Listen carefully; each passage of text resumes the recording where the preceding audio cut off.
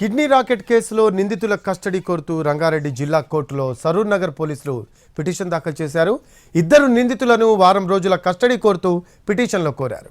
కేసుకు సంబంధించి doctor Sumanth, doctor అవినాష్లను వారం రోజుల పాటు కస్టడీకి ఇవ్వాలన్నారు. ఇవాళ మధ్యాహ్నం కోర్టు తీర్పు వెలువరించనుంది.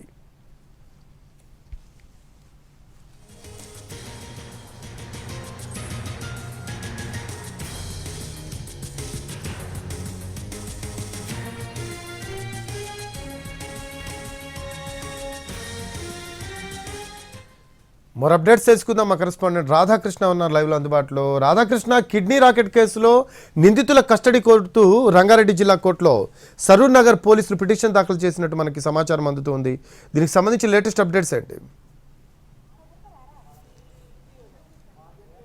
దేశవ్యాప్తంగానే కాదు, సంచలనం సృష్టిస్తున్న కేసుగానే చెప్పాలి రాష్ట్రము, ఇటు దేశం మొత్తం కూడా. ఎందుకంటే కిడ్నీకి సంబంధించి ఒకటి కాదు రెండు కాదు, ఈ ముఠా 90కి పైగా కూడా కిడ్నీ మార్పిడి చికిత్సలు అంటే సర్జరీలు చేసింది.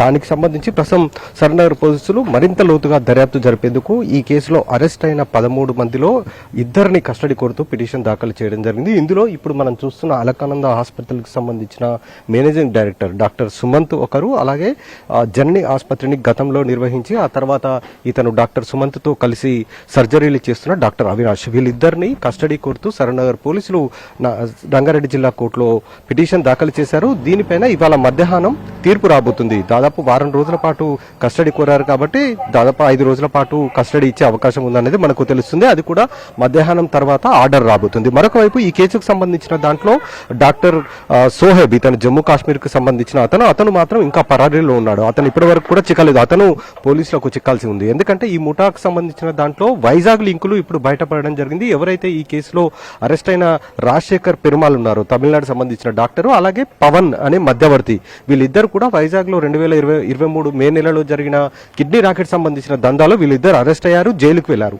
ఆ తర్వాత బయటికి వచ్చి మళ్ళీ గుట్టు చప్పుడు కాకుండా ఇక్కడ హైదరాబాద్ లో ఈ సర్జరీలు చేపిస్తున్నారు. ఈ అలకానంద హాస్పిటల్లో ఒకటి కాదు రెండు కాదు, దాదాపు 6 నెలల్లోనే 30కి పైగా సర్జరీలు చేశారు.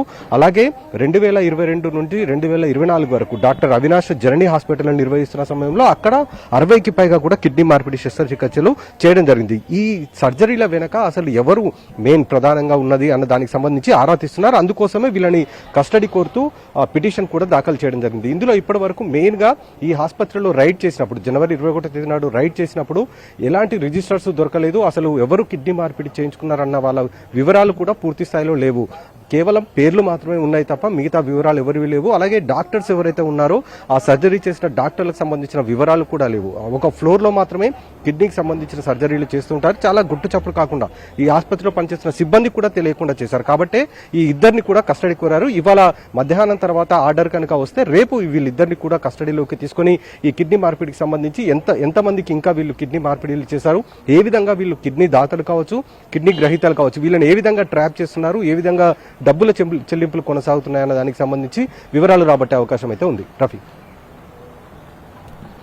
రైట్, అది కిడ్నీ రాకెట్ కేసులో నిందితుల కస్టడీ కోరుతూ రంగారెడ్డి జిల్లా కోర్టులో సరూర్ నగర్ పోలీసులు పిటిషన్ దాఖలు చేశారు. ఈరోజు మధ్యాహ్నం దీనికి సంబంధించి కోర్టు తీర్పు వెల్లడించనుంది.